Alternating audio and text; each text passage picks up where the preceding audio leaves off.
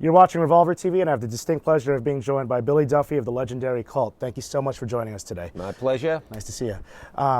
We're here to talk about your new record, Hidden City, which Yes. I must tell you, I mean, the best thing about the Cult, in my opinion, is that you guys have never sound dated, and you have this unique ability to just have this fresh sound every time. And I have to ask you, how do you do it? I think Ian has to take a lot of credit, to be honest. He's always reaching, and I think the combination of my personality, which is maybe a bit more pragmatic, he reaches, and he's always been very well, why can't we try that? Why shouldn't we try that? Sure. And I'm a little more, but I'm open-minded. I'm not like, oh well, no, it all has to sound like one era. And I just think musically, people, it's funny, I mean, we just try and reflect the times we live in. You write music organically about how you feel, and I don't feel this year like I did 10 years ago. I'm not the same guy, and you often get asked stuff, and I'm sure all other musicians, well, why don't you write another album like Electric? Well, because I'm not really living that lifestyle anymore. That was an authentic record made by a guy in his mid-20s partying and having it that way, and we're not that anymore. Which doesn't mean to say that it's a bad thing. You just have to kind of, I think with the Cult, we just try and reach a little bit. We have a musically try stuff. Sometimes you fail. Sure. But there are other bands out there that seem to make the same album 15 times. And that works for them in certain forms. But for us, we try. But I mean, fundamentally, it boils down to it's me and Ian. Our songs, guitars primarily, there's a bit more keyboards on this album. Lately we've got a little more keyboard orientated, which I quite like. I'm a big fan of it. I don't mind keyboards at all.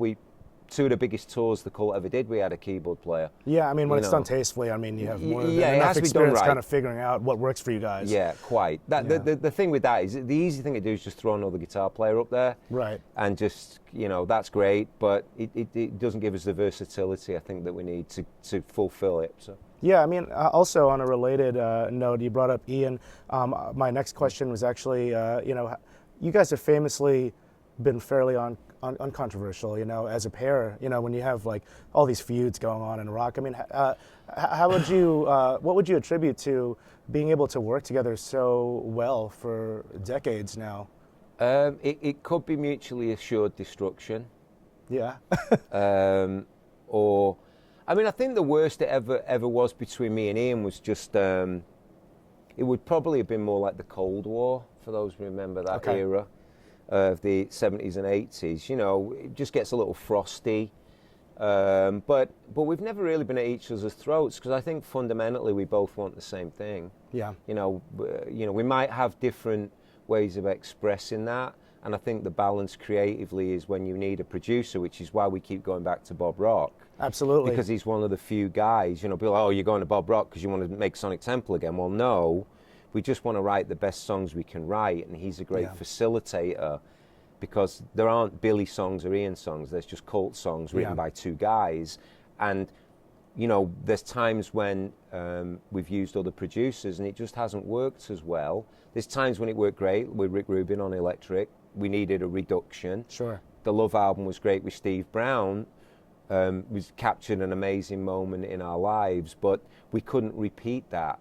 So what with Bob Rock, we've made, I think, 4 albums with Bob now, and they're all quite diverse. Yep, yeah. So I think that's testimony to his, and also, we need kind of an alpha male strong, because me and Ian are both quite strong A-type personalities. So I mean, if our producer was a bit like limp, it wouldn't be great. So Bob's quite, very much a type A guy. Of course, Bob Rock, famously known for working on Metallica's Black album and more even contemporary material, I believe Black Veil Brides, and he just has a great working relationship with you guys, where he's been able to let you sort of do your own thing but capture it in such a good way, which can't really be said about, and it's no diss, but I mean, we all know what happened with Saint Anger and how that was sort of a little weird for the fans. So thank you for not, steering off on a different path and just maintaining that credibility and integrity there.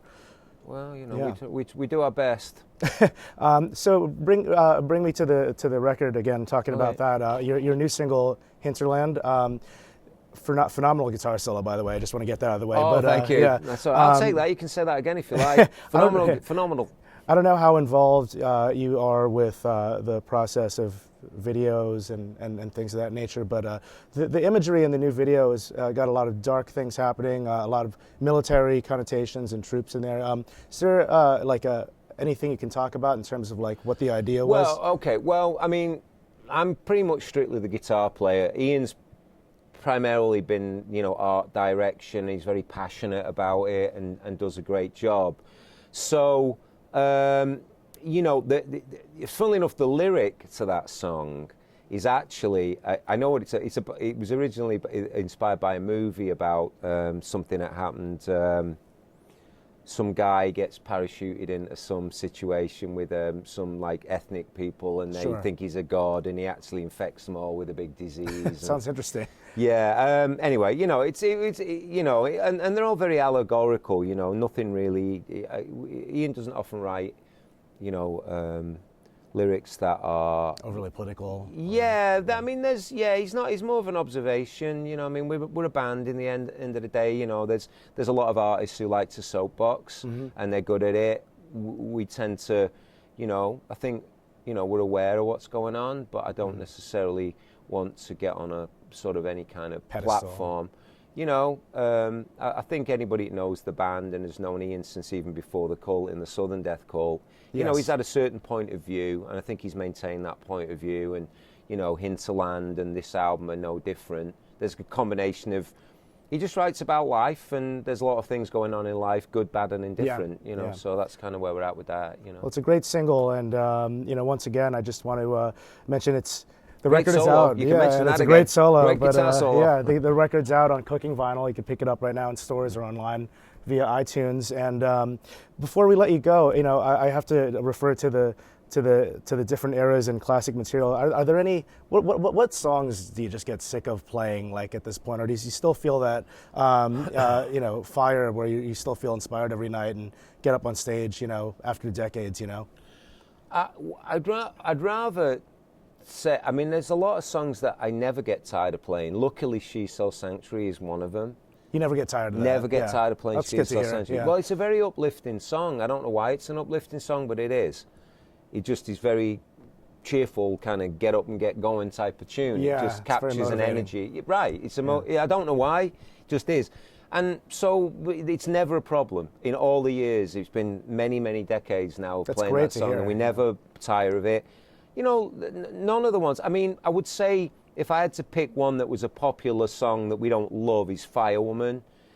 We're playing it again now. We've rested it a little bit. Ian has some trouble with the lyrical content, and the chorus is really high for a vocalist. Yeah. The high fire is like beyond. So I know that's not a walk in the park for him, especially when you're doing 5 gigs a week. And, it's a bitty song to play. It's great, and I know people like it. It was probably our biggest hit in America.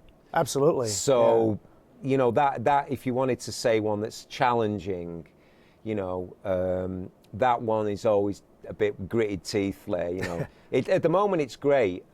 We've managed to kind of find a way. I think we maybe slowed it down a little bit. Okay. Yeah. So, but we're good with it. It's inspiring to see you guys keep at it. It never seems like you're phoning it in, as I said earlier. Well, thank you. And again, can't stress enough to everybody pick up the new album because it is phenomenal. And it's got some good reviews. People have said, I don't know what that means, but people who are writing about it think it's one of the best things we've ever done. So. Can only be a good thing. Well, thank you so much for dropping by here today. My pleasure. Everybody, check them out on the road. The Cult is out on the road right now. They'll be in a city near you, and visit their website for info and socials. Thanks for watching.